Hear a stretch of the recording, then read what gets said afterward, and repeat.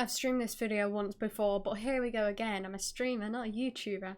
I'm not used to not talking to a chat. So hi, I've been on Twitch for 1 year, and during this year I've streamed over 1,000 hours. What does this mean? It means that I've experienced quite a lot on Twitch. I've gone from streaming sporadically and randomly during my school vacations to streaming every single day at the exact same time for the exact same amount of hours live. It's been quite a journey, and I'm going to talk to you about it.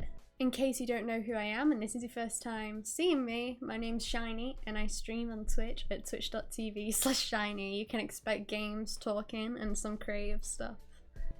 So like I said before, I've streamed for 1,000 hours, but going back, why did I even start in the first place?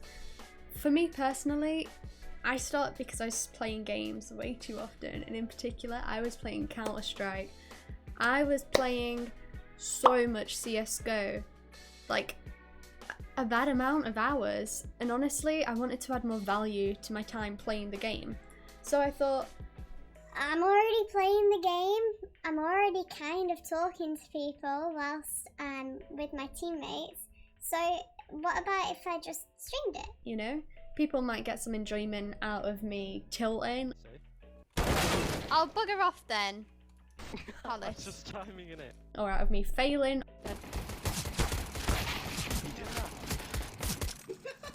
Or, you know, even my epic gameplays that sometimes go on. Close to already use it. Yeah. I know. Grenade out.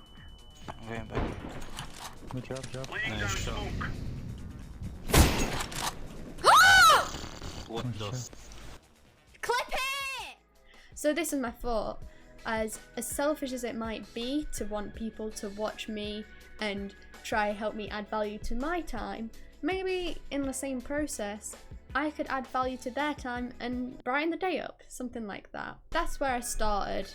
From that, from streaming randomly with this original intention of streaming, I managed to gain about 10 average viewers. I wasn't very consistent with it to begin with, so it was a pretty good start. It wasn't until late July 2019 that I decided to take streaming more seriously. I decided to stream as much as possible, like a lot. I streamed almost daily for a lot of hours. I did this for my grind for 500 followers, and I got a lot of help from the Instagram CSGO community because I was already pretty involved there. I already had friends involved there, so I got a little help. And I managed to get 500 followers, and I managed to get about 15 average views, so that was up by 5 if you think about it in a, you know, that's up 50%. That was a pretty big deal. And actually, within 2 weeks of hitting 500, I actually then hit 1,000 followers, and I was like, damn, I am the bee's knees at this streaming thing. It wasn't quite like that. In about a month's time, I managed to get my averages from 15 to 25, and that's good, but I plateaued there 4 months. I mean, I was literally there for 4 or 5 months. 25 average, not many new followers. I mean, I think I sort of reached 2.5k followers. I was up a few thousand, but I wasn't feeling like I was gaining much from Twitch. This is why I decided to do what I just did recently, which, as you probably know, I streamed daily for 3 hours for 3 months. I was thinking, look, if I'm gonna get serious about Twitch, let's actually be serious about Twitch. Let's set a schedule, let's go for it, and let's grind it. I did this. I have streamed over 300 hours in the last 3 months. From this, what I have learned is that you can build a very strong, involved community over a pretty short period of time if you're consistent with it and if you care about it. I did. I cared about it. Cultivating a community is very cool. You know, you learn some people skills, and this is another thing about streaming. It's not all about your stats. You learn other things along the way, and in this part that we're talking about right now, I learned how to people manage. I learned how to ban people. As you're cultivating a community on Twitch, you're bound to get some people that you don't really want involved. And this can be for a number of reasons, and you don't always have to be the strictest on what is and what isn't. There can be grey areas, and you can just say, look, I don't want that in my community. It's everything from trolling to offensive people, creepy people, to just people who aren't very socially understanding of what you're going for. And that's okay. You're allowed to cultivate what community you want, because the good thing about Twitch is there's thousands of communities out there, and the way I see it is there's a lot of friends to be had out there. And that's my favourite thing about the community is I feel like I have a bunch of friends, and I feel like people are making friends within the community, and I think that's really cool that they've met through a small-time streamer, you know? I like that. But yeah, people management, definitely something I've learned in my 1,000 hours of streaming. Another thing I've learned while streaming, although this may seem obvious, is I've learned a lot about different parts of the world. When you're streaming, there's obviously going to be viewers from places where you're not from. As an English streamer, people dream for my accent, and they can be anywhere, you know? There's viewers from every continent, and there's even sub-communities within my community which share in interests within my community, and I really like that. I've definitely learned a lot about different parts of the world which I never knew of. It's been almost eye-opening for somebody my age from the type of area that I'm from. I mean, like a bubble, but I've learned a lot through streaming. There's a lot of... No. No. Well, I will. Yeah, I do, but not right now.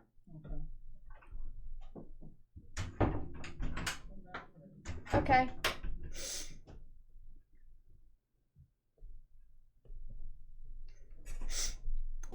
Another thing that I've learned while streaming is that appearances kind of matter. And it's not in a vain way, but more so that people want to click on a stream that looks like it's had some effort put into it, I think, at least. But for me, I think that appearances of my stream have kind of mattered. In my experience, I have gone from having questionable wallpaper, titties jiggling, in space. Why can you not understand? As my background, to having a green screen fake bedroom as my background, to now having, you know, my actual bedroom as my background, where I kind of colour match things. It's cozy and it's, you know, it's my room. It's my expression, and that makes sense. But also another part, nobody wants to see your dirty bedroom. Nobody wants to see some weird warehouse. Like, people want something nice going on to some extent. It needs to be kept. I think that matters. It might not for your stream. I think it might for mine. Another thing that I think matters and is a big part of my community in particular is outfits. Whilst at a job you have a uniform, and as an actor you have a costume, as a streamer your outfit is somewhat expressing who you are and your role. I mean, in day-to-day life you express yourself with your outfit, so why wouldn't you on stream? I try to make an effort with how I look on stream, and I like to dress nice in general, and I think that if somebody's clicking on you and you're dressing well, they're gonna have expectations that you're gonna be putting effort into things. That's something I like to think of, and throughout my streaming people really do point out what I dress, and I like to give mini fashion shows and stuff like this. Maybe that's my community, but that's something I've learned about my experience with Twitch with 1,000 hours. So where would I say that I go from here with 500 hours streamed on CSGO and 1,000 in total? Honestly, I'm gonna stay away from CSGO a bit more. As much as that's where my Twitch started, and as much as I like the game, as much as that's where it all started, honestly, I want to do more IRL stuff. To complete my 1,000 hours streamed, I decided to sew. Sew for a lot of hours, started making a dress, still not finished it. It takes a while, in case you didn't know. I think I'm gonna be doing more IRL stuff. Obviously I want to still play games, that's what Twitch is ultimately about, but I want to be playing games, and I want to be making progress week to week with a project or with a drawing or something like this, something IRL, something more interactive than just here's me playing game, you watch me play game, yes? So that's the direction of my stream. In general though, I'd say to summarise all of this, what you should take away and what you should note about my experience with Twitch is that grinding daily for a certain amount of hours is not going to make you grow like you want to grow on Twitch. It's going to grow a community, and I really enjoy that. But if you're out there strictly for numbers and not because you want to put effort into a community, it's not really going to help.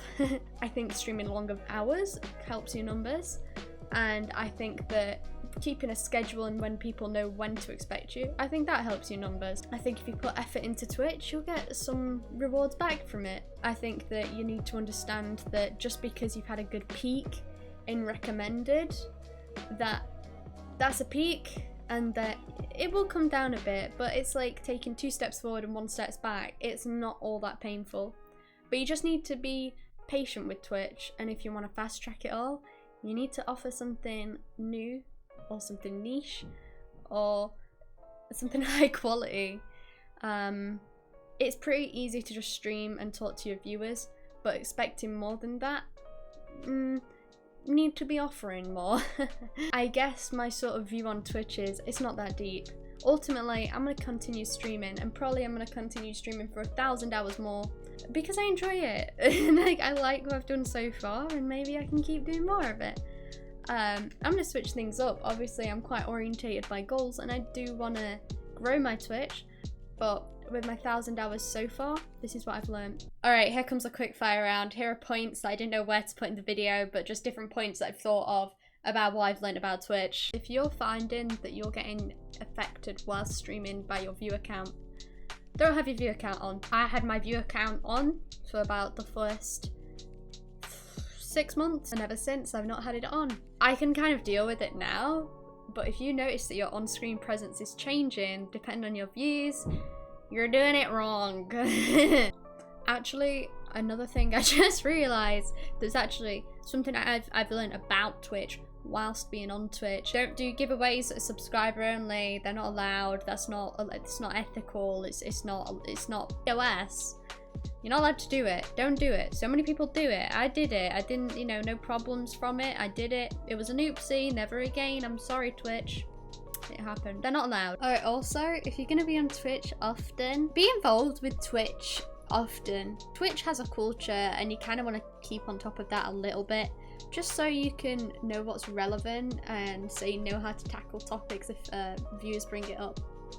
Not so much a on-screen thing or particularly streaming thing, but what I found in 1,000 hours is that if you have a ring light directly pointing on you for extended hours, you're probably gonna get a headache. Solution: flip that ring light around to bounce off the wall onto your face. It still makes a clear image, not quite as shiny, but it's still clear. It still helps the clarity for the webcam, and this will help the headaches. Took me quite a couple months of headaches to figure that one out. Also, another thing I learned is it's fine not to be the same every single day. Sometimes I'm moody and emotional, and some days I'm mellow, and some days I'm hyper, and that's okay. You're doing this live with other people, and especially if you're daily streaming, people can expect that, and that's fine because you're human. It's not pre-recorded, it's live. That's okay. You can be different on different days. If you do want to come join in on Twitch, I am just this chatty for a lot more hours. So that's twitch.tv/shine. I have an Instagram, I have a Discord. You'll be a part of any of it, all of it, whatever. Anyway, good luck with your streaming. Here's what I learned. maybe spend your time more wisely on Twitch than I did.